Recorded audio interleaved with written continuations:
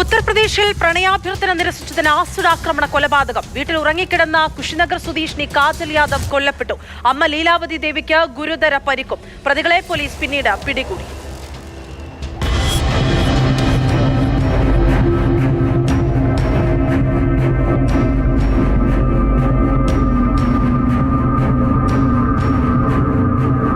നിരന്തരമായി ചോട്ടു കുശ്വാഹ നടത്തിയിരുന്ന പ്രണയാഭ്യർത്ഥന കാജൽ യാദവ് നിരസിച്ചിരുന്നു.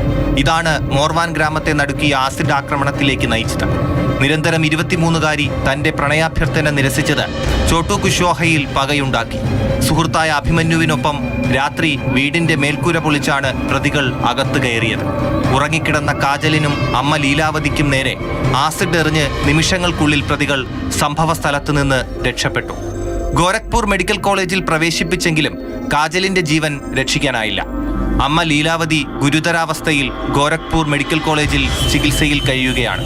സംഭവസ്ഥലത്ത് നിന്ന് രക്ഷപ്പെട്ട പ്രതികളെ പിന്നീട് പോലീസ് പിടികൂടി.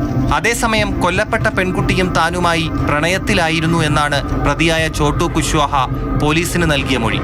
മറ്റൊരു യുവാവിന്റെ കല്യാണാലോചന വന്നപ്പോൾ പെൺകുട്ടി ബന്ധത്തിൽ നിന്ന് പിന്മാറിയതാണ് ആക്രമണത്തിന് കാരണമായതെന്നും പ്രതി പോലീസിന് മൊഴി നൽകിയിട്ടുണ്ട്.